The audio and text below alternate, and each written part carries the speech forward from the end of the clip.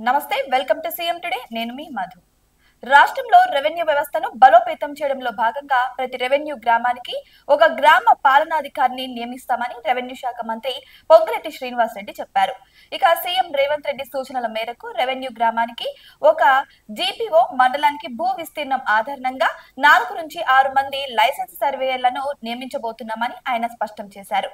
అయితే ఈ నెల 27వ తేదీన శిక్షణ పొందిన సర్వేయర్లకు రాత పరీక్ష నిర్వహిస్తామని కూడా తెలిపారు. 28, 29 తేదీల్లో జేఎన్టీయూ ఆధ్వర్యంలో ల్యాబ్ పరీక్షలు ఉంటాయని కూడా పేర్కొనడం జరిగింది. ఆగస్టు 12వ తేదీన ఫలితాలు విడుదల చేసి ఉత్తీర్ణత సాధించిన అభ్యర్థులకు 40 రోజుల పాటు శిక్షణ ఇస్తామని కూడా తెలిపారు.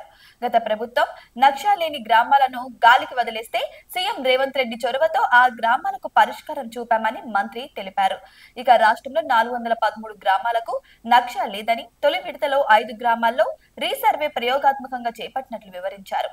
ఈ సర్వే ఫలితాలను పరిగణలోకి తీసుకుని మిగిలిన గ్రామాల్లోనూ రీసర్వే నిర్వహించేందుకు అవసరమైన చర్యలు తీసుకుంటామని ఆయన తెలియజేయడం జరిగింది.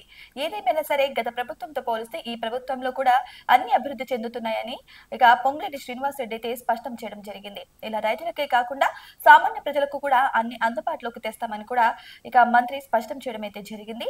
అయితే ప్రభుత్వం అధికారంలోకి వచ్చినప్పటి నుంచి సమన్వయంతో ఒకదాని తర్వాత ఒకటి అన్ని పథకాలు కూడా అమలు చేస్తున్నామని కూడా స్పష్టం చేశారు. అయితే నిన్న బీసీ రిజర్వేషన్స్ గురించి కూడా స్పష్టం చేయడం అయితే జరిగింది పొంగులేటి శ్రీనివాసరెడ్డి. సో ఇక రానున్న రోజుల్లో స్థానిక సంస్థల ఎలక్షన్స్ అయితే రాబోతున్నాయి. మరి దీని మీద అయితే ప్రతి ఒక్కరి యొక్క కసరత్తు అయితే కనిపిస్తూనే ఉంది. మరి వెయిట్ చేసి చూద్దాం. ఇక రాబోయే రోజుల్లో ఎన్ని పథకాలను రివీల్ చేస్తారు, ఇక ఎంతమంది ఎన్ని పోటీలకు వస్తారు, ఇవన్నీ కూడా మనం వెయిట్ చేసి చూద్దాం. ఇటువంటి మరిన్ని అప్డేట్స్ కోసం మా ఛానల్ ని సబ్స్క్రైబ్ చేసుకోండి.